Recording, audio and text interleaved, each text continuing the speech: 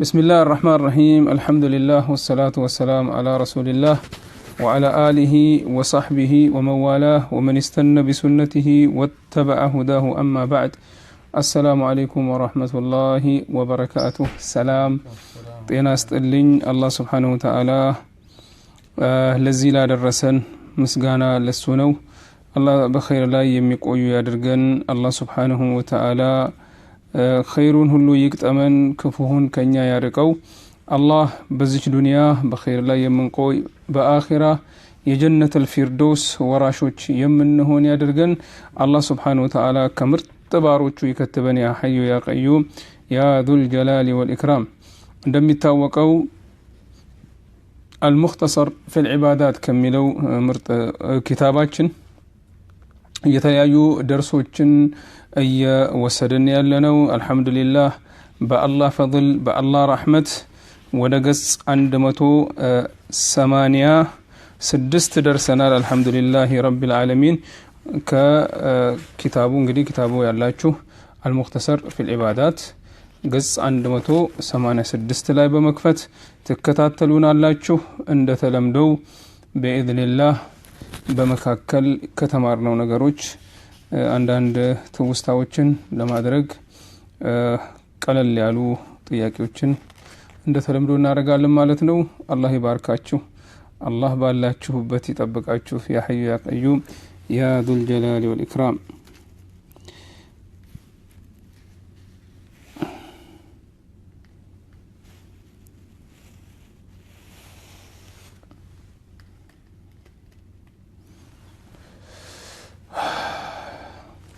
እሺ እንግዲህ ይሰማል መሰለኝ ያው ካልተሰማ ምልክት እንደተለምደው ተሰጥቶናላችሁ ኢንሻአላሁ ተዓላ አላህ Subhanahu Wa Ta'ala ጀዛችሁን በኸይር ይመልስላችሁ የምትከታተሉን ሁሉ በኸይር ላይ ይግጠመን በኸይር ላይ ያቆየን አላህ Subhanahu Wa Ta'ala በዚህ ዱንያ ላይ በኸይር የምንቆይ በአኺራ ደግሞ በጀነት الفردوس ከሚሸለሙት ባሮቹ ያድርገን ያ ሐዩ ያ ቀዩም يا ذو الجلال والإكرام يا ذي الطول والإنعام يا رب العالمين እናም ኢንሻአላህ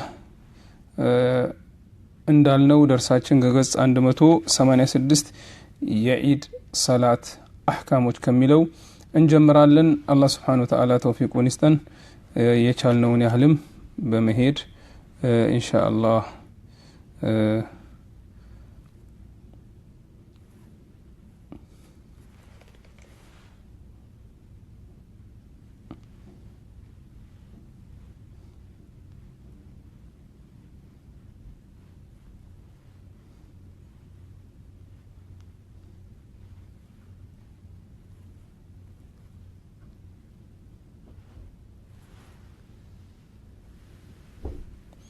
እሺ እንግዲህ አላህ Subhanahu Wa Ta'ala ይወፍቀን ወአለይኩም ሰላም ወራህመቱላሂ ወበረካቱ የኢድ ሰላት አህካሞች ኢድ ማለት የቋንቋ ትርጓሜው ለሚመለስና በተደጋጋሚ ለሚከሰት ነገር የሚሰጥ ስያሜ ነው ኢድ የተባለውም ተመልሶ ስለሚመጣ ወይንም ተመልሶ እንዲመጣ ተስፋ ለማድረግ ለተፋኡል ነው በደስታ ስለሚመለስም ነው የሁለት ኢዶች ሰላት ኢድ አልፈጥርና ኢድ አልአድሃ በቁርአን በሱናና በኢጅማዕ የተደነገገ ነው ሙሽሪኮች ከጊዜና ከቦታ ጋር የተያያዙ ኢዶችን ያከብሩ የነበረ ሲሆን እስላም እነዚያን ኢዶች ፉርሽ አድርጓቸው ወአለይኩም ሰላም ወራህመቱላህ በመተካቸው ኢድ አልፈጥርና ኢድ አልአድሃን ተካ ሁለት ታላላቅ ኢባዳዎች ከተፈጸሙ በኋላ ለአላህ ምስጋና ለማቅረብ የረመዳን ጾምና በአላህ ቤት ሐጅ ማድረግ የመዲና ሰዎች የሚጫወቱባቸው የሚደሰቱባቸው ሁለት ቀናት ወይ ደግሞ በዓላት የነበሯቸው ሲሆን ነብዩ ሰለላሁ ዐለይሂ ወሰለም ወደ መዲና ሲሄዱ አላህ ከነሱ ከሁለቱ በዓላት የተሻሉትን ተክቶላቸዋል የውሙ አልነህር የእርድ ቀን እና የውም አልፊጥር ማለታቸውን ኢማም አህመድ አቡ ዳውድ አነሳኢና ሌሎችም ከአነስ ኢብኑ ማሊክ ረዲየላሁ ዐንሁ ዘግበዋል ኢድ እንደ መውሊድና የመሳሰሉትን ዒዶች በዓላት በመፍጠር በእነዚህ ሁለቱ ዒዶች ላይ መጨመር አይቻልም ይህንን ማድረግ አላህ በደነገገው ነገር ላይ መጨመር በዲን ውስጥ ፈጠራ ማድረግ የነብዩን ሰለላሁ ዐለይሂ ወሰለም ፈለግ መጻረርና ከካፊሮች ጋር መመሳሰል ነውና በዓላት ወይንም መታሰቢያዎች ወይንም ቀናት ወይም ሳምንታት ወይም አመታት የሚሉ ስያሜዎችን ቢሰጧቸውም ያው ናቸው ከኢስላም አይደሉም የጃሂልያ ድርጊት ነው ምዕራባውያንና ሌሎችም ካፊሮችን መከተል ነው ነብዩ ሰለላሁ ዐለይሂ ወሰለም ከሰዎች የተመሳሰለ ከነሱ ነው ብለዋል ኢማም አህመድ አቡ ዳውድና ሌሎችም እንደዘገቡት ነብዩ ሰለላሁ ዐለይሂ ወሰለም እንዲህ ብለዋል በላጭ የሆነ ንግግር የአላህ ኪታብ ነው በላጭ ፈለግ የሙሐመድ ፈለግ ነው የነብዩ ሰለላሁ ዐለይሂ ወሰለም ማለት ነው ከነገሮች መጥፎዎቹ አዳዲስ ፈጠራዎች ናቸው ሁሉም ፈጠራዎች ጥመት ናቸው ሙስሊም ዘግበዋል የዒድ ሰላት የተደገገ ለመሆኑ ማስረጃው በሚከተለው መልኩ ይሆናል እንግዲህ ከነዚህ ካለፉት ቃላት እንደምንረዳው ዒድ አልፈጥርና ዒድ አልአድሃ ከረመዳን በኋላ የሚመጣው ዒድና ከአረፋ ቀን በኋላ የሚመጣው ዒድ እነዚህ ሁለቱ ዒዶች ነብዩ ሰለላሁ ዐለይሂ ወሰለም በሐዲሶቻቸው የደነገጓቸው ሲሆን ከዚህ ውጪ ያሉ በዓላት ሁሉም የጥመት የሆኑ ናቸው ማለትም ቢድዓ ናቸው ከቢድዓ ናቸው ማለት ነውና ልንርቃቸው ይገባል ነብዩ ሰለላሁ ዐለይሂ ወሰለም ፈለግ አድርገውልናል መንገድ አስቀምጠውልናል ከዚህ ፈለግ ከዚህ መንገድ ማፈንገጥ ወደ ጥመት መሄድ ነው እና አላህ Subhanahu Wa Ta'ala ምን ይላል وان هذا صراطي مستقيما فاتبعوه ይሄ መንገዴ ነው ተከተሉት ይላል አላህ Subhanahu Wa Ta'ala የነብዩንም ሰለላሁ ዐለይሂ ወሰለም ፈለግ በስርዓቱ እንድንይዝ ምን ይላል አላህ Subhanahu Wa Ta'ala وما آتاكم الرسول فخذوه وما نهاكم عنه فانتهوا ነብዩ ሰለላሁ ዐለይሂ ወሰለም ያሳዩአችሁ መንገድ ፈለግ ተከተሉ እሳቸው የከለከሏችሁ ነገሮች ሁሉ ተው ብሏል አላህ Subhanahu Wa Ta'ala ከዚህ ሌላ በርካታ የአላህ Subhanahu Wa Ta'ala ቁርአን ውስጥ የተገለጹ አያቶች እጅግ ብዙ ናቸውና ወደ እነሱ ተመልሶ ማረጋገጥና ማየት ይቻላል ቢድአን መተው እርግፍ አርጎ መራቅ ግድ ይለናል ማለት ነው ስለዚህ መውሊድ ይሁን ሌሎች በዓሎች ለምሳሌ ከሁለት ቀን በፊት የነበረው ቫለንታይን ዴይ ይሄ ከኛም ያልሆነ የካፊሮች ሆነ የማይረባ በዓል አንድን ቀን ለተወሰነ የፍቅር ቀን ያረጉታል ያውም የሐላል ፍቅር ነው እንዴ ያውም የሐራም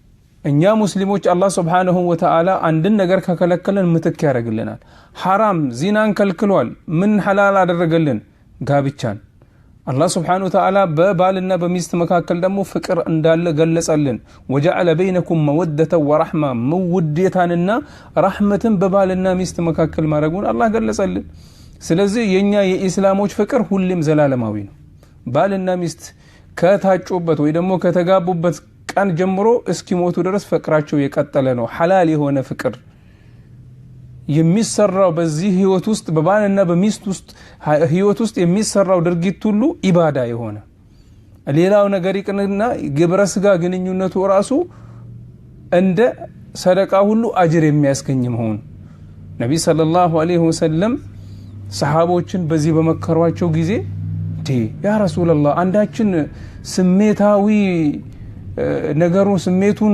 ፈጽሞ አጅር ያገኛል እንዴ ብለው ጠየቁ ሰሃባ አያችሁ አሏቸው ነብዩ ሰለላሁ ዐለይሂ ወሰለም አንዳችሁ ያን ነገር በሐራም ውስጥ ቢያረገው ኃጢያት አለበት ወይስ የለበትም ብለው አሏቸው አዎ ኃጢያት ነው አሉ ዚና ነውና ወከذلك እንደዚያው ሁሉ በሐላል ካደረገው አጅር አለ አሏቸው ነብዩ ሰለላሁ ዐለይሂ ወሰለም ስለዚህ የባልና ሚስት ፍቅር የባልና ሚስት ሁሉ ድርጊት ኢቭን ሌላው ይቅርና ስታጎርሳት ሚስትህን ስታጎርሰህ አጅር አላት ሱብሃንአላህ ህይወታችን የእስልምና ህይወት ልዩ ነው በአጅር የተሞላ ነው ያንዳንዱ የምናደርጋት ድርጊት ኢኽላስ ኖሮን ለአላህ ብለን የምናደርገው ከሆነ ባህላዊው ነገር ራሱ ወደ ኢባዳ ይቀየራል የተለምደው ነገር ራሱ ወደ ኢባዳ የሚቀየርበት ሁኔታ ይሆናል ልብስ መልበስ በተለምዶ በባህል ያለ ነገር ነው ነገር ግን የነብዩ ሰለላሁ ዐለይሂ ወሰለም ህግጋቶች በስርዓቱ ከተከተልክ ኢባዳ ሆነ ካላስረዘምከው ካሳጠርከው እንደገና ደግሞ ጥብብ ብሎ ሰውነትን ግልጽ የሚያደርግ ካልሆነ ለሴትም ለወንዱም በዚህ አይነት መልኩ ኢባዳ ትልቅ ኢባዳ ነው። እንዲሁም ከዚህ ጋር በባልና ሚስት መካከል እንዳለው የሚከሰተው ነገር ሁሉ ኢባዳ ነው። ስለዚህ ቫለንታይን የሚባል ነገር የለም፣ ቢድዓ ነው፣ ጥመት ነው፣ ወደ መጥፎ ነገር ያደርሳል፣ እንደውም ወደ ሐራም የሚያደርስ ነገር ነውና እነዚህና ሌሎችም በዓሎች በኢስላም ውስጥ የሌሉ ናቸው። ሙስሊም ሁሌ ለሱ አላህ Subhanahu Wa Ta'ala በሳምንት ኢድ አለኝ። መቼ ቀን? ጁምዓ ቀን ኢድ ቀን ነው። ኹጥባ ተደርጎ ቆንጆ ልብስ ለብሰህ ተጣጥበህ ሽቶ ተካለህ ተቀብተህ ወደ መስጂድ በጊዜ ሄደህ ኹጥባውን አዳምጠህ ከሙስሊሞች ጋር ተገናኝተህ እንደውም ጁምዓ በየሁሉ መስጊድ ነው እንደሚሰገድ በተወሰኑ መስጊዶች ብቻ አይደለም የሚሰገድ። ለምን? ኢድ ነዋ፣ ሰዎች እንዲሰበሰቡ ነው። ባለፈው ደርሳችን የገለጽነው ይሄንን። ስለዚህ አላህ Subhanahu Wa Ta'ala ተውፊቁን ይስጠንና ኢዳችን ይሄንን ይመስላል ማለት ነው።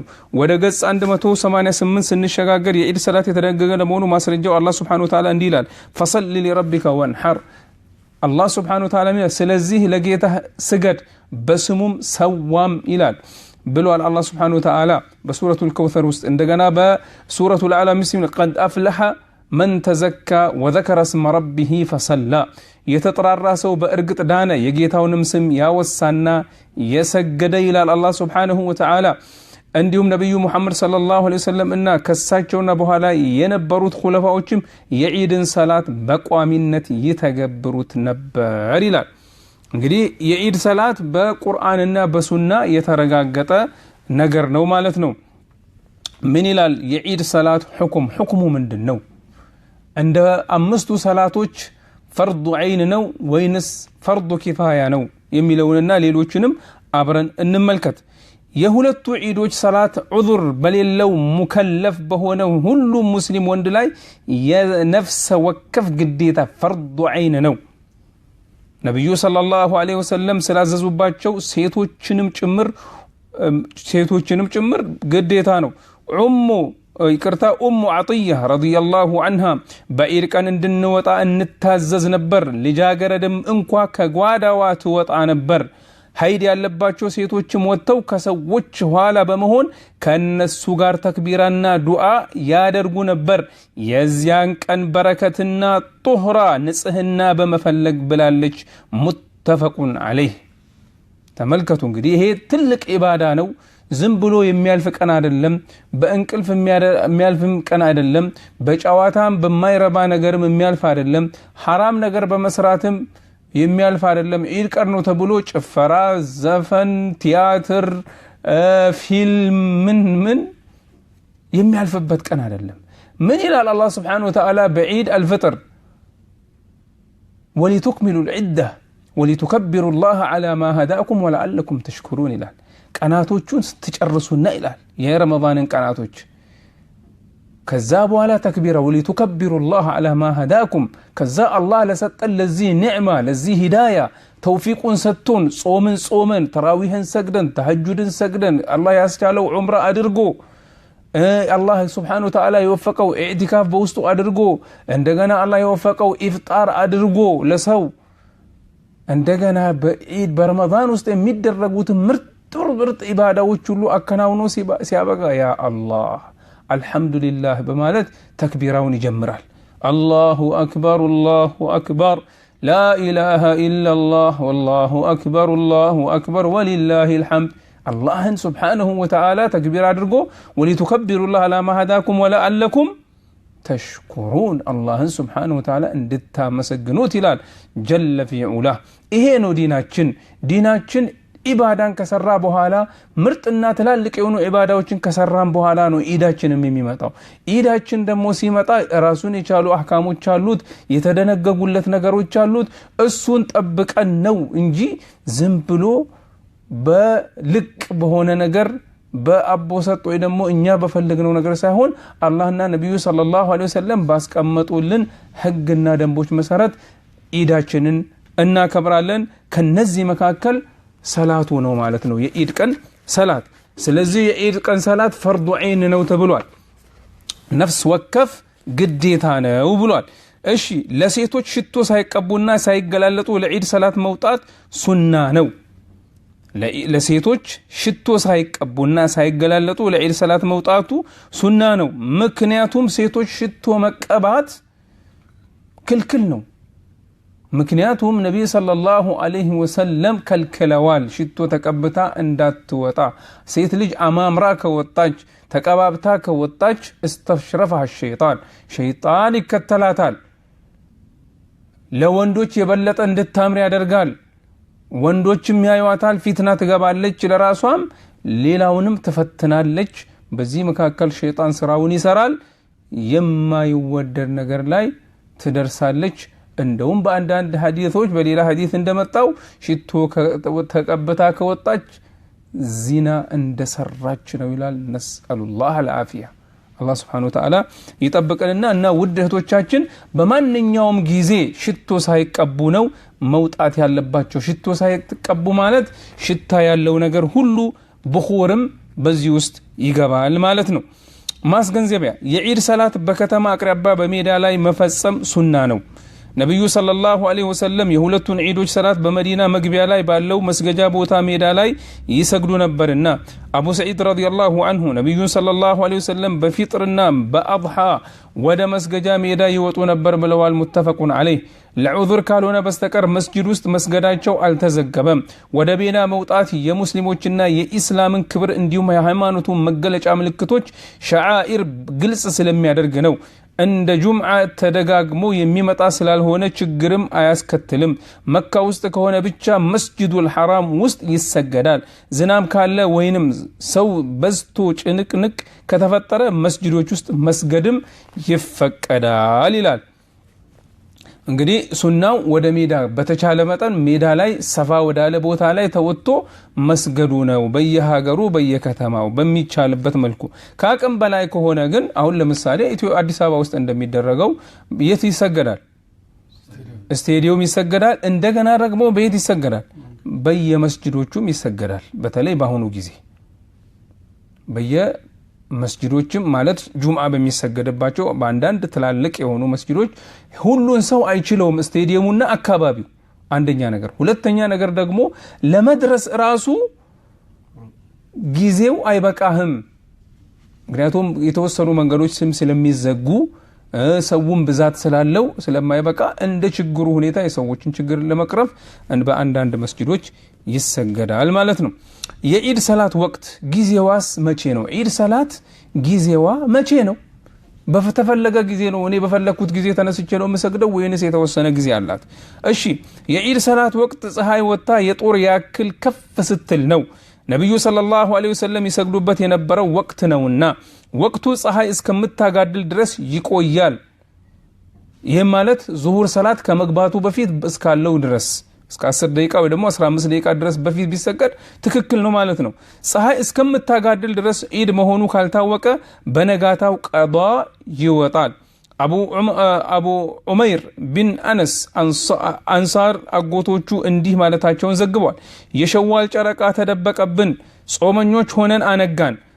ማለትም በረመዳን መጨረሻ ላይ ማለት ነው። ጾመኞች ሆነን አነጋን።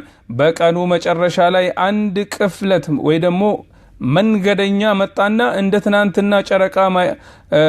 ትናንትና ጨረቃ ማየታቸውን መሰከሩ። ነብዩ ሰለላሁ ዐለይሂ ወሰለም ሰዎች በዚያው ቀን ጾማቸውን እንዲፈቱና በነጋታው ለኢዳቸው እንዲወጡ አዘዟቸው። አህመድ፣ አቡ ዳውድና አዳረቁጥኒ እንደዘገቡትና አዳረቁጥኒ ሐሰን ነው እንዳሉት። ይሄ ማለት ነው በአጭሩ አንድ ቀን አንድ ረመዳን መጨረሻ ላይ ጉም ሆነባቸው። ጨረቃውን ማየት አልቻሉ። ስለዚህ ምን ሆነው አደሩ? በነጋታው ቀን ጾመኛ ሆነው አነጉ እና ጾመኛ ሆነው ዋሉ። መንገደኞች መጡና ጨረቃ ማየታቸውን ምን አደረጉ? መሰከሩ። ነብይ ሰለላሁ ዐለይሂ ወሰለም የዛን ቀን ጾም ምን እንዲያደርጉ አዘዟቸው? እንዲፈቱት። ከዛ በኋላ በነጋታው ምክንያቱም ጊዜው ካለፈ ፀሐይ ከዙሁር ጊዜ በኋላ ማለት ነው። ዙሁር ከደረሰ በኋላ ነው የታወቀው። ዒድ ሰላት ጊዜው ደግሞ ከዙሁር በፊት መሆን አለበት። ፀሐይ ከወጣችበት ከ15 ወይ ደግሞ ከ20 ደቂቃ ጀምሮ እስከ ዙሁር ጊዜ ድረስ እስከ 10 ደቂቃ ዙሁር ሳይደርስ በፊት እስከ 10 ወይ ደግሞ እስከ 15 ደቂቃ ጊዜ ባለው ጊዜ መካከል ነው የሚሰገደው። አሁን ጊዜው ስላለፈ ዒድን መስገድ ይችላሉ? አይችሉም። ስለዚህ በነጋታው ዒድ ሰላትን ሰገዱ ይላል።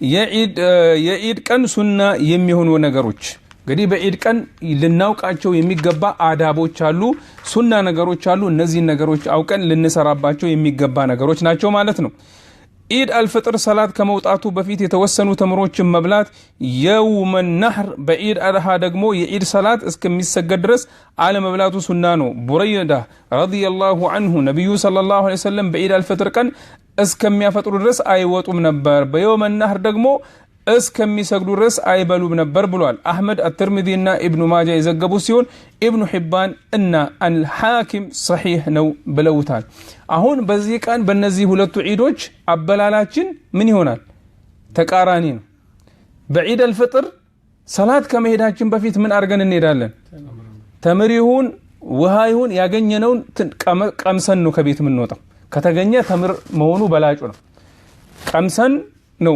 ምክንያቱም ምን መሆኑን ለማሳወቅ ነው ዒድ ነው እንደገና ጾም ላይ ነበርን ዛሬ ደግሞ ጾም አልነበረም ስለዚህ የነብዩ ሰለላሁ ዐለይሂ ወሰለም ሱና በዒድ አልፍጥር ከረመዳን በኋላ በሚመጣው ዒድ በልተን እንወጣለን ወደ ዒድ ሰላት እንሄዳለን በዒድ በአረፋ ወይ ደግሞ አረፋ ዒድ እኛ የምንለው ሀገር ቤት በዒድ አልአድሃ ወይ ደግሞ የውመ ነህር በእርደት ቀን በሚባለው ማለት ነው በዙል ሒጃ ከሐጅ 10ኛው ቀን ላይ የሚመጣው ዒድ ዒድ አልአድሃ ወይ ደግሞ አረፋ በተለምዶ የምንለው ሀገር ቤት በዚህኛው ዒድ ደግሞ ከቤት ስንወጣ ምንም ሳንበላ ነው የምንወጣው ምንም ሳንበላ እንወጣለን ሄደን ሰግደን ስንመለስ እርድ ያለው ምን ያደርጋል ያርዳል በጉን ያርዳል ምንድነው የምንለው ይሄንን እርድ ኡድሂያ እንለዋለን ኡድሂያ ያለው ኡድሂያውን ያርዳል ከዛ በኋላ ይበላል ማለት ነው የተወሰነውን ይበላል የተወሰነውን ሰደቃ ያደርጋል የተወሰነውን ሀዲያ ያደርጋል በሶስት ከፍሎ ማለት ነው ሁሉንም ከበላው ችግር የለውም እና የሌለው ደግሞ ከዚህ በኋላ ነው የሚበላው ማለት ነው የሚያርደው ነገርም የሌለው ከገባ ከኢድ ተሰግዶ ከተመለሰ በኋላ ነው የሚበላው ማለት ነው በዚህ አይነት ሁኔታ ሁለቱ ዒዶች በዚህ አይነት ሁኔታ ነው መንበላው ማለት ነው ሁለተኛው ሱና ከፈጅር ሰላት በኋላ በማለዳ ቶሎ ዒድ ሰላት መውጣትም ሱና ነው ይህ ከኢብኑ ዑመር ተዘግቧልና ይህ ወደ ኢማም ለመቅረብ ያስችላል ሰላትን በቦታው ሆኖ የመጠበቅ ትሩፋትንም ያገኛል ምንዳውም ይበዛለታል ስለዚህ ለዒድ ሰላት አሁን ለምሳሌ አገር ቤት የሚሰገደው ስንት ሰዓት ነው 8 ሰዓት አካባቢ ነው ጠዋት 2 ሰዓት በኢትዮጵያ አቆጣጠር እንደዛ አይነት አካባቢ ነው 7:30 8 ሰዓት እንደ አካባቢው ስለዚህ አንተ ለምሳሌ ስቴዲየም የምትሰግድ ከሆነ በጊዜ መውጣት አለብህ በጣም በጊዜ ምክንያቱም ቶሎ ደርሰህ ቦታ አግኝተህ ተረጋግተህ እንድትሰግድ ያለበለዚያ ቆይተህ የምትወጣ ከሆነ ምናልባት አንተ መኪናው እስከ ውስጥ አይገባም መንገዶች በስቴዲየም ርቀት ላይ ነው የሚዘጋው መኪኖች አይገቡም ገና የተወሰነ መንገድ በምን መሄድ አለብህ በእግር መሄድ አለብህ ስለዚህ ገና የእግር መንገድም ስለሚጠብቅህ በጊዜ ወጥተህ ተዘጋጅተህ ደርሰህ መስገጃው ቦታ ላይ ተገኝተህ ተክቢራ ከሙእሚኖች ጋር አድርገህ ከሰላት በፊት ያለውን ተክቢራ ከዛ በኋላ ሰላቱን በእርጋታ ሰግደህ ወደ ቤት እንድትመለስ በእርጋታ ይሆናል ማለት ነው አጅሩም በዛን ጊዜ የበለጠ ይሆናል አሁን እዚህ ሀገር ደግሞ እኛ ያለንበት በጊዜ ነው የሚሰገደው ፀሐይ ወጣ 15 ደቂቃ በኋላ ኢማሙ ሰላት ጀምረዋል ከዛ በኋላ ኹጥባ ይሆናል ከሰላት በኋላ ማለት ነው ስለዚህ እንደየሀገሩ ሁኔታ ቶሎ ተዘጋጅተን ወደ ኢድ ሰላት መውጣት አስፈላጊ ነው ማለት ነው ሶስተኛው ከፈጅር በኋላ በመታጠብ ለኢድ ሰላት መዋብም ሱና ነው ልብበሉ ከፈጅር በኋላ በመታጠብ ለኢድ ሰላት መዋብም ሱና ነው ይህንኑ ኢብኑ ዑመር ከመሳሰሉት ሰሃቦች ተገኝቷልና ከልብሶቹ የተሻለው ልብስ መልበሱም ሱና ነው ይህ ከነብዩ ሰለላሁ ዐለይሂ ወሰለም ተገኝቷልና ካለ ልብስ ምርጡን ነው የምንለብሰው ማለት ነው ይሄ ሌላው ሱና ነው طبعا ገላችንንም ታጥበን ተቀባብተን አማምረን ነው የምንወጣው ማለት ነው ወንዶች ሽቶም ተቀብተው ነው የሚወጡት ለሴቶች ነው እንጂ ሽቶ የተከለከለው እሺ እንግዲህ የሁለቱ ዒዶች ሰላቶች አሰጋገድ እንዴት ነው የሚለውን እንመለከታለን ማለት ነው بإذنillah جل في علا እሺ የዒድ ሰላት 2 ረክዓ ነው ከኹጥባ በፊት አሁን ጁምዓ ሰላት ኹጥባው ነው ሰላቱ ነው የሚቀድመው ኹጥባው ይቀድማል በዒድስ ሰላቱ ይቀርባል ከዛ ኹጥባ ይሆናል አያችሁ የተላለፉ ናቸው እሺ ابن عمر رضي الله عنه يا الله ملكتኛ ሰለላሁ ዐለይሂ ወሰለም አቡበከር ዑመር እና ዑስማን ሁለቱን የኢድ ሰላቶች ከኹጥባ በፊት ይሰግዱ ነበር ብሏል ሙተፈቁን ዐለይህ ሱናው የታወቀው በዚሁ ነው ሁሉም የኢልም ባለቤቶች በዚሁ ላይ ናቸው አትርሚዚ የሁለቱ ዒዶች ሰላት ከኹጥባ በፊት መሆኑ የነብዩ ሰለላሁ ዐለይሂ ወሰለም ሰሃቦችም ሆኑ ሌሎች የኢልም ባለቤቶች የሰሩበት ነው ብሏል በሙስሊሞች አጠቃላይ ስምምነት ኢጅማዕ አልሙስሊሚን የሁለቱ ዒዶች ሰላት ሁለት ረካዓ ነው በሰሂሐይንና ከዚያም ውጭ በተዘገበ ሐዲስ ابن عباس رضي الله عنه نبي صلى الله عليه وسلم بعيد الفطر كان وقتو ሁለት ረካዓ ሰገዱ ከሁለቱ ረካዓ በፊትም ከሆነ በኋላ አልሰገዱም ብሏል ማለትም ቀብልያም ሆነ ባዕድያ ምን የለው ሱና የለውም ማለት ነገር ግን የምትሰግድበት ቦታ መስጂድ ከሆነ እንደመጣህ እንደገባህ ምን ታረጋለህ تحية المسجد እንሰግዳለን ማለት ነው ሜዳ ላይ ከሆነ ግን መተነው መተቀመጠው ምንም ነገር የለውም እሺ ማስገንዘቢያ የኢድ ሰላት አዛንም ሆነ ኢቃማ የለውም በሙስሊም በተዘገበ ሐዲስ ጃብር ረዲየላሁ ዐንሁማ ከአንድም ሁለትም በላይ የኢድ ሰላትን ከነብዩ ሰለላሁ ዐለይሂ ወሰለም ጋር ሰግጃለሁ ከኹጥባ በፊት በሰላት ይጀምሩ ነበር ያለ አዛንና ያለ ኢቃማ ብሏል በመጀመሪያ ረካዓ ውስጥ ከተክቢረተል ኢህራም ከመክፈቻ ዱዓ በኋላና ከተዓውዝና ከቂራአ በፊት 6 ተክቢራዎችን ይደረጋሉ እንደ ኢማሙ ሻፊዒ አተያይ ደግሞ 7 ተክቢራዎች ይደረጋሉ ይሄ እንደ መዝሐቡ ይለያያል ማለት ነው ተክቢረቱል ኢህራም ሩኩን ስለሆነች መቅረት አትችልም ያለሷ ሰላት አይታሰርም ከሷ ውስጥ ያሉት ተክቢራዎች ሱና ከሷ ውጭ ያሉት ተክቢራዎች ሱና ናቸው ከሷ በኋላ የመክፈቻ ዱዓ ይደረጋል በሰላት መጀመሪያ ላይ የመክፈቻ ዱዓ ማድረግ ሱና ነውና ከዚያም 6ቱን ወይንም 7ቱን ተጨማሪ ተክቢራዎች ያደርጋል ከዚያም ከ6ኛው ወይ ደግሞ ከ7ኛው ተክቢራ በኋላ ተዓውዝና በስመላ ያደርጋል ቁርአን ለመቅራት ተዓውዝና በስመላ ማድረግ ሱና ናቸውና ከዚያም ቁርአን ይቀራል ይላል በሁለተኛው ረካዓ ውስጥ ቁርአን ከመቅራት በፊት ከሽግግር ተክቢራ ተክቢረቱል ኢንቲቃል ውጪ 5 ተክቢራ ያደርጋል አህመድ አቡ ዳውድና ኢብኑ ማጃ እንደዘገቡትና አምር ኢብን ሹዓይብ ከአባቱ ከአያቱ እንዳስተላለፈው ነብዩ ሰለላሁ ዐለይሂ ወሰለም በኢድ ሰላት ውስጥ 12 ተክቢራዎችን አደረጉ 7ቱን በመጀመሪያው ረካዓ 5ቱን ደግሞ በሁለተኛው ረካዓ ብሏል ሰነዱ ሐሰን ነው ከአኢሻም ከሷም ሌላ የተወሩ ሐዲሶችም ይመሰክሩለታል ብሏል እንግዲህ በዚህ ምንድነው የምንረዳው የኢድ ሰላት ስንጀምር ምን አድርገን ነው የምንጀምረው አላሁ አክበር ብሎ ተክቢረቱል ኢህራምን ያደርጋል አይደለም እንዴ ይሄ ሰላትን የምንከፍትበት ነው የግዴታ የማይቀር ነው ሁክሙ ምንድነው ብለናል ተክቢረቱል ኢህራም ዋጅብ ነው ሩኩን ነው ስለዚህ የሚቀር ነገር አይደለም አሁን ኢድ በማንኛውም ሰላት ውስጥ ተክቢረቱል ኢህራም ሩኩን ነው እሺ تكبيرة الإحرام أدرجن الله أكبر كزام سبحانك اللهم وبحمدك أشهد أن لا إله إلا أنت أستغفر سبحانك اللهم وبحمدك وتبارك اسمك وتعالى جدك ولا إله غيرك الله أكبر الله أكبر الله أكبر الله أكبر الله أكبر الله أكبر الله أكبر إلى سنت 7 تكبيرة በአንዳንድ ሪዋያዎች ስንት 6 ተክቢራ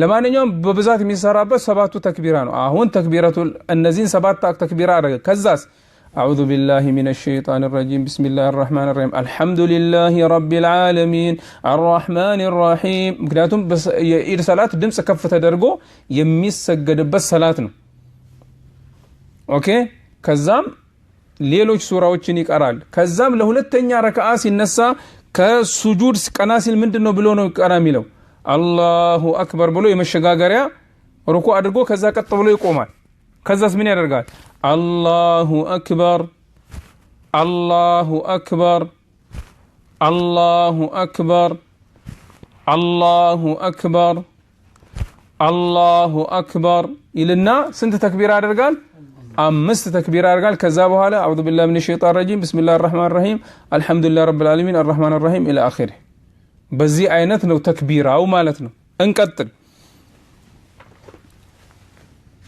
እሺ ምን ይላል የተክቢራዎች ቁጥር በተመለከተ ከዚህ ውጭም ተዘግቧል ኢማሙ አህመድ አላህ ይዘንላቸውና የነብዩን ሰለላሁ ዐለይሂ ወሰለም ሰሃቦች በተክቢራ ጉዳይ ልዩነት አሳይተዋል ሁሉም ይቻላል ተክቢራዎቹ ከተክቢረተል ኢህራም ውጪ ያለው ምንድነው ብለናል ቅድም ሱና ነው ወይንስ ሩኩን ነው ወይስ ዋጅብ ነው ሱና ናቸው ይሄ ሰባቱና አምስቱ ሱና ነው ረስተ ብትተው ብታልፈው ሰላተ ትክክል ነው በዛው ተቀጥላል ሱጁድ ሰሁም አያስፈልገውም እሺ ነብይ طبعا ይሄ ኺላፍ አንዳንድ እንዴት ማድረግ እንዳለብን የለበትም የሚለውን ባለፈው ስላወሳነው አሁን አያስፈልግም ብለዋል ከሁለቱ ተክቢሮች ጋር እጆቹን ከፍ ያደርጋል ቀደም ከፍ እንዳደረግነው ማለት ነው ነብዩ ሰለላሁ ዐለይሂ ወሰለም ከተክቢራ ጋር እጆቻቸውን ከፍ ያደርጉ ነበርና ከሰላቱል ጀናዛ ተክቢራ ጋር እጆች ከፍ እንደሚደረጉ በኢብኑ ዑመር ሐዲስ ውስጥ ተጠቅሷል አዳረቁጥኒ እንደዘገቡትና ሼክ አብዱል አዚዝ ኢብኑ ባስ صحيح ነው እንዳሉት ኢንሻአላህ ስለ ሰላቱል ጀናዛ ስናወራ ይሄንን በሰፊው ነው ያዋለን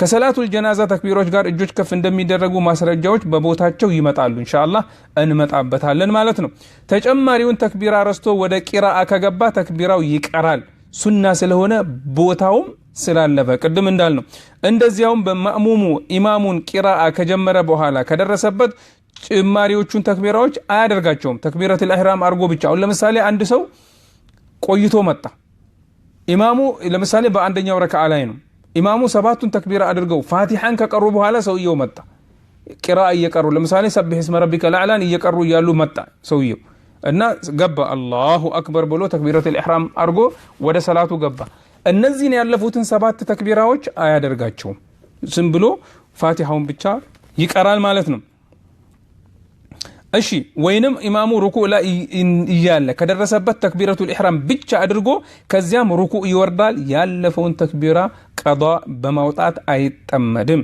የሁለቱ ዒዶች ሰላት ሁለት ረካዓ ነው ኢማሙ በሁለቱም ረካዓዎች ድምጽ አውጥቶ ይቀራል ابن عمر رضي الله عنه نبي صلى الله عليه وسلم بعيد صلاتنا باستسقاء صلاة دمس أوتتو يقروا نبر بلوال الدارقطني عند زغبوا ዑለሞችም በዚህ ላይ ኢጅማዕ አድርገዋል የኋለኞቹ ወይ ደግሞ ኸለፎች ከበፊተኞቹ ከሰለፎች ተቀባብለዋል ሙስሊሞችም በዚሁ ላይ ቆይተዋል በአንደኛ ረካዓ ውስጥ ከፋቲሃ በኋላ ሰብህ እስመ ረቢከል አዕላ በሁለተኛ ረካዓ ውስጥ ደግሞ አልጋሺያ ሱረቱል ገል አታ አለል ኢንሳን አለል አታከ ሐዲሱል ጋሺያ ይቀራሉ النعمان ابن بشير رضي الله عنهما نبي صلى الله عليه وسلم بعيد صلاتوች ውስጥ سبح اسم ربك الاعلى እና هل اتاك حديث الغاشيه يقروا ነበር ብሏል ሙስሊም በዘገበው መሰረት ወይንም በመጀመሪያው ረካዓ በሁለተኛው ረካዓ اقرا اقتربትን ይቀሩ ነበር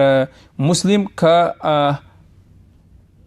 አቡ ዋቅድ ለይፊ እንደዘገበው ማለት ነው ከሰላት ካሰላመቱ በኋላ ለሰዎች ኹጥባ ያደርጉ ነበር አንዳንድ ዑለሞች ይህችን ኹጥባ በኢማም ላይ ዋጅብ ነው ይላሉ ማእሙሙ ኹጥባውን እስከሚያልቅ ድረስ መሄድም አይገባውም በሰሂህይንና በሌሎች ውስጥ እንደተዘገበው ነብዩ ሰለላሁ ዐለይሂ ወሰለም በሰላት ጀመሩ ከዚያም ቢላልን ተደገፈው ቆመው በአላህ ፍራቻ አዘዙ አላህን በመታዘዝ ላይም ቀሰቀሱ ይላል ማለትም በኹጥባቸው ውስጥ ማለት ነው በኢድ ኹጥባ ውስጥ ሴቶችን በተለይ የሚመለከት ምክርና ግሳጼ ማካተት አለበት ነብዩ ሰለላሁ ምክንያቱም ሴቶች ምየታሉ በዚህን ጊዜ ካሉ ከኋላ ከሙስሊሞች ጋር ሌላው ሳይቀር የወር አበባ ያለባቸው ሴቶችም ምን ያደርጋሉ ይመጣሉ ለኢዱ ሰላት ኢድ ሰላትን አይሰግዱም ከሙሰላው ራቅ ብለው ሰዎች ከሚሰግዱበት ገለል ብለው ቁጭ ብለው ዱዓ የሚያደርጋሉ ኹጥባውንም ይሰማሉ ተክቢራውንም ከሙእሚኖች ጋር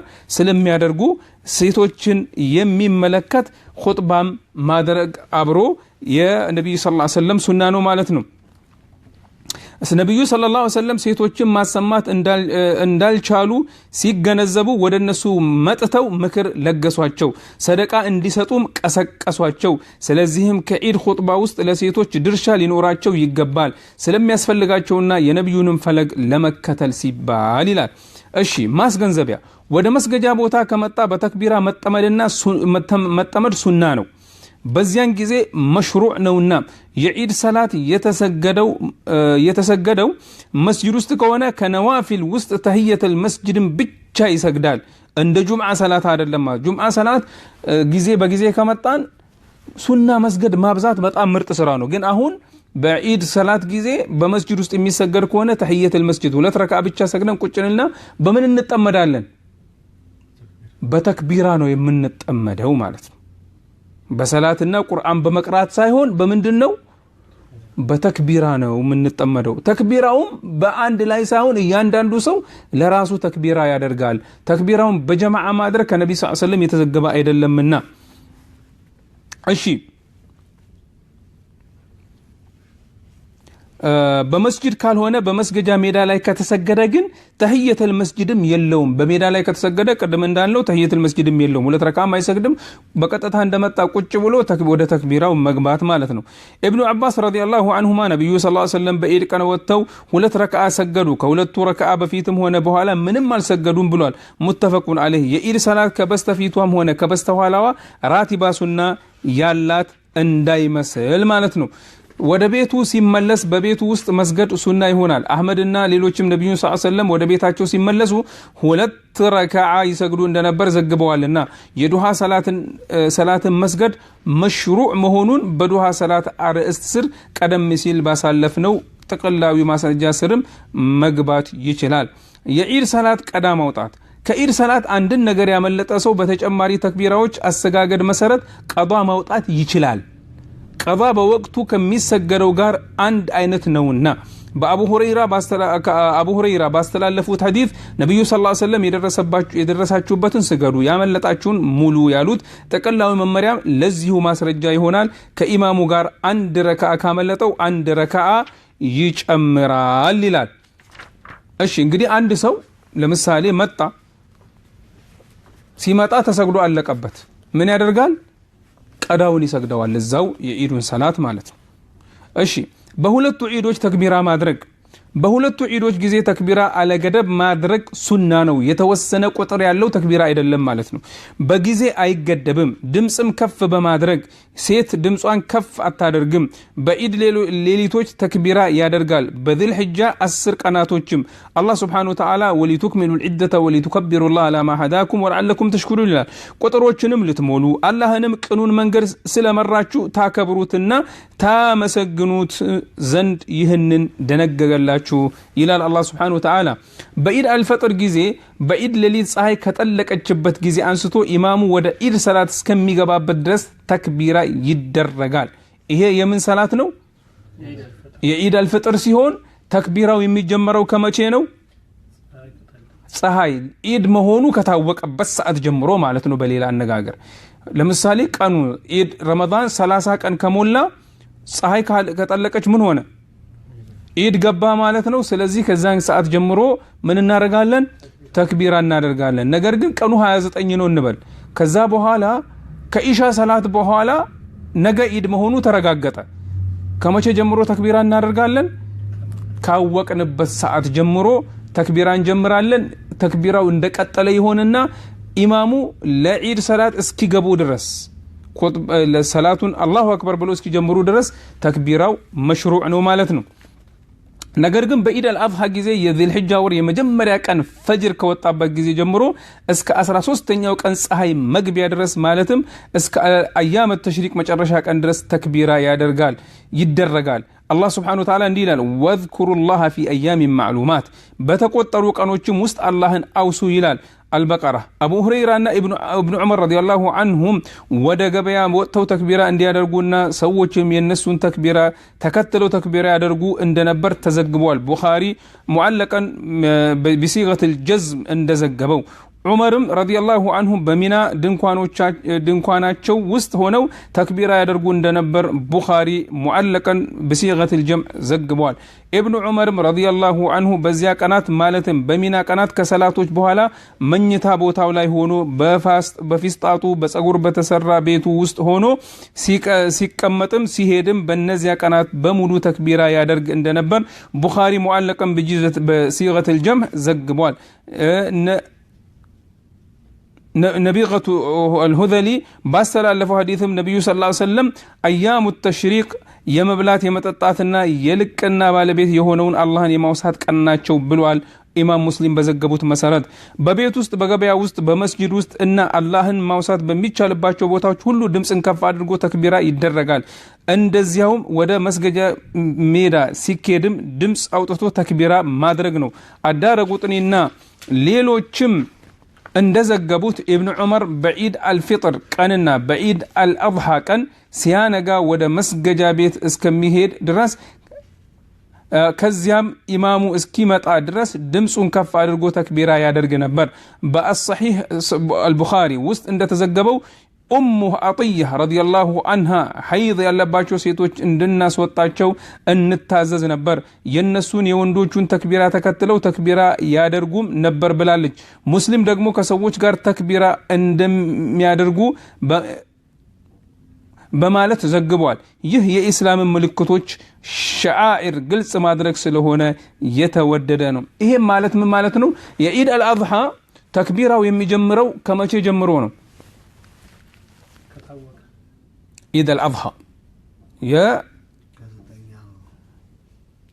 ከመቼ ጀምሮ ነው አሁን አንብበነዋል አሁን ተናገር የሚጀምረው መቼ ነው ማን ነው እስቲ እዚህ ጋር ሊሰብቋችሁ ነው ከመቼ ጀምሮ ነው ኢድ አልአድሃ ላይ ተክቢራ የሚደረገው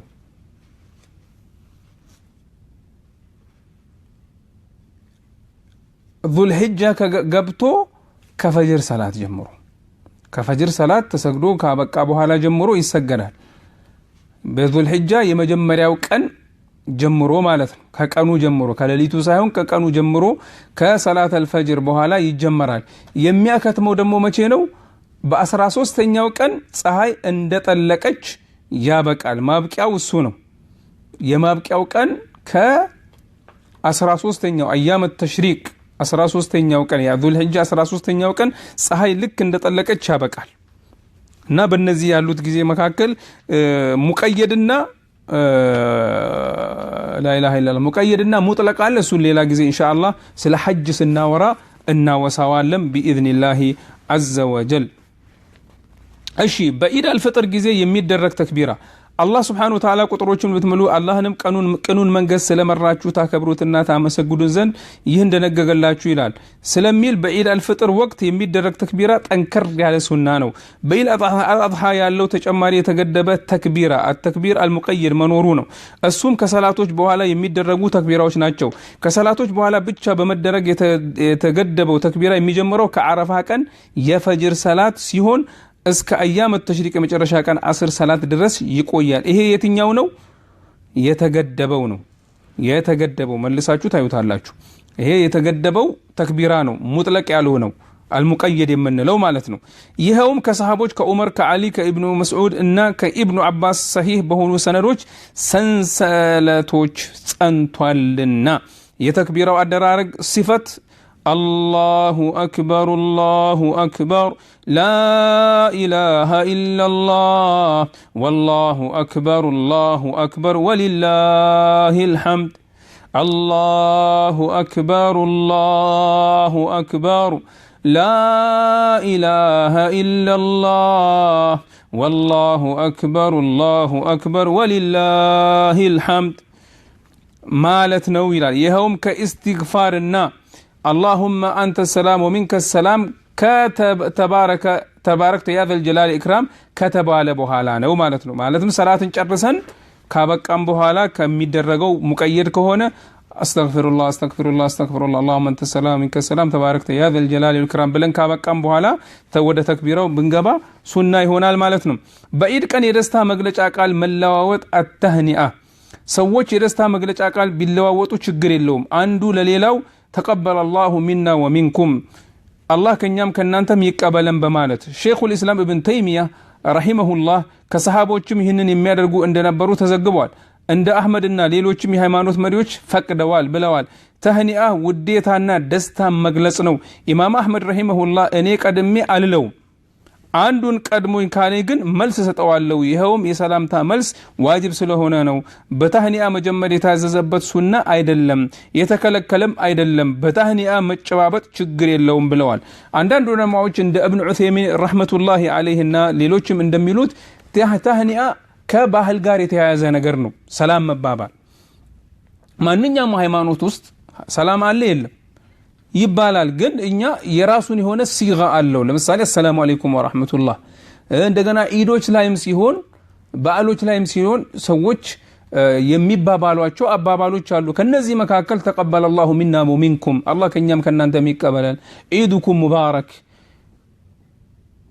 አዓደሁ الله علينا وعليكم እና የመሳሰሉት ቢባሉ ችግር የለውም ይላሉ አላህ Subhanahu Wa Ta'ala ለሚቀጥለው የረመዳን ዒድ ረመዳንን ጾመን ለኢዱም የምንበቃ ያድርገን ባረከላሁ ፊኩም ጀዛኩሙላሁ ኸይር አላህ በኸይሩ ላይ ያበርታን አላህ በኸይሩ ላይ ያቆየን ኸይሩን ሁሉ አላህ Subhanahu Wa Ta'ala ይወፍቀን አላህ Subhanahu Wa Ta'ala የጀነተል ፊርዶስ ወራሽ ያድርገን አላህ Subhanahu Wa Ta'ala በኸይር ላይ የምንቆይ ያድርገን አላህ Subhanahu Wa Ta'ala ሀገራችንን ሰላም ያድርግልን ያ ረቢ ሀገራችንን ሰላም አድርግልን ያ ረቢ ሀገራችንን ሰላም አድርግልን ያ ረቢ ክፉ አታሰማን ያ ረቢ ክፉ አታሳየን የጎረቤት ሀገሮች የተለያዩ ሀገሮች የሰማናቸው ያየናቸው ነገሮች ናቸው የበለጠ ወደ አላህ ተቃርበን ዱዓ እንድናደርግ የሚያደርጉን ያ ረቢ ሀገራችንን ቀውጥ ያታድርጋት ያ ረቢ ሀገራችንን ሰላም አድርግልን ያ ረቢ ሰላም የሰፈነባት የተትረፈረፈ ህይወት የምንኖርባት ሀገር አድርግልን ያ ረቢ ቤተሰቦቻችንም እዛን ያሉትን ያ ረቢ ይጠብቅልን ያ ረቢ በኸይር ውስጥ አቆይልን ያ ረቢ ሰላም ካለ ኢባዳችንንም በስርዓቱ ማድረግ እንችላለን አላህ Subhanahu Wa Ta'ala በቀላሉ እናመልከዋለን ወደ መስጊዶቻችን ሄደን እንሰግዳለን እንደገና ኑሯችን በስርዓቱ እንመራለን አላህ Subhanahu Wa Ta'ala ሰላምን አይወሰድብን እችንም ሀገር አላህ Subhanahu Wa Ta'ala ሰላም ያድርጋት አላህ ሰላም ያድርጋት ከመቀኛ ከሸረኛ ይጠብቃት እንደገና ሀገራችንንም ሰላም ያድርግልን ሀገራችንን ሰላም ያድርግልን ያ ረቢ ስደተኞቹን ሁሉ በያገሩ ያሉትን ያ ረቢ ችግሮቻችንን ፍታልን ያ ረቢ ችግሮቻችንን ፍታልን ያ ረቢ መፍትሄ አድርግልን ያ ረቢ በኸይር ውስጥ አቆየን ያ ረቢ በኸይር ውስጥ አቆየን ያ ሐዩ ያ ቀዩም ያ ذل الجلال والإكرام سبحانك اللهم بحمدك أشهد أن لا إله إلا أنت أستغفرك وأتوب إليك والسلام عليكم ورحمة الله وبركاته